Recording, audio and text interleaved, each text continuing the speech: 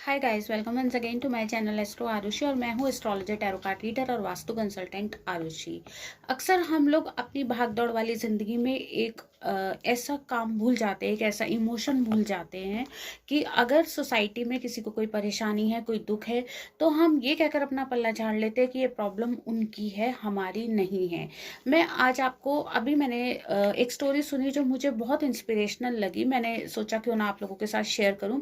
हो सकता है आपका कुछ थॉट प्रोसेस बदल सके, कुछ थोड़ा सा मैं उसको चेंज करने में कुछ हद तक कामयाब हो सकूं।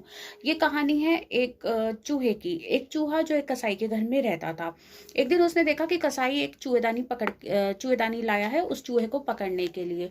तो उस चूहे को डर लगा कि बस अब मेरे लगता है यहाँ पे दिन पूरे हो गए हैं। डर के मारे उसी घर में 3 जानवर और रहते थे। एक मुर्गा रहता था, एक बकरा रहता था और एक कबूतर रहता था। एक एक करके वो उन तीनों के पास गया कि शायद वो उसकी मदद कर सके। सबसे पहले वो कबूतर के पास गया कि भाई, कसाई आज एक चूहेदान लेकर आया है, हो सकता है वो मुझे पकड़ने की प्लानिंग कर रहा हो, तो प्लीज मुझे इस प्रॉब्लम से बचाओ। कबूतर को ये बात बहुत फनी लगी। उसको लगा कि एक चूहेदान अगर कसाई लेकर आया है तो ये उसकी प्रॉब्लम है, चूहे की प्रॉब्लम है, हमारा इस प्रॉब्लम से क्या लेना देना है। और उसने अपना पल्ला झाड़ लिया। ऐसे ही सेम रिएक्शन उसको मुर्गे से और बकरे से भी मिला। वो दोनों का भी यही थॉट प्रोसेस था कि ये प्रॉब्लम तो उस चूहे की, अगर चूहेदानी घर में आई है, हमारा उससे क्या लेना देना। उसी दिन रात को कसाई वो चूहेदानी को लगाता है ताकि वो चूहे को पकड़ सके। होता यह है कि आधी रात को उस चूहेदानी में एक आवाज आती है। बाय लक उसके अंदर चूहे की जगह एक सांप फंस जाता है। अब कसाई की वाइफ को ये लगता है कि हो सकता है चूहा आ गया हो, और वो रात के अंधेरे में उस चूहेदानी में हाथ देती है। जैसे ही वो हाथ देती है, वो सांप उसके हाथ पे काट लेता है।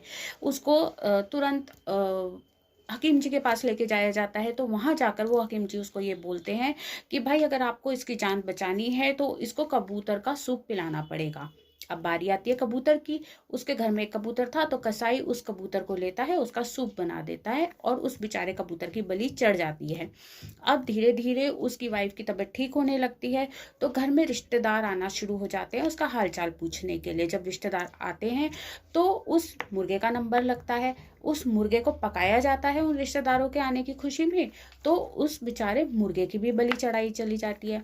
उसके बाद जब उसकी वाइफ एकदम से ठीक हो जाती है, तो कसाई सोचता है क्यों ना एक शानदार दावत दी जाए, और उस दावत के लिए उस बकरे की बलि चढ़ाई जाती है। तो आखिरकार आपने देखा कि जो प्रॉब्लम उन तीनों ने ये कहकर अपना पल्ला झाड़ा था कि ये प्रॉब्लम तो चूहे की है, हमारा इससे क्या लेना देना।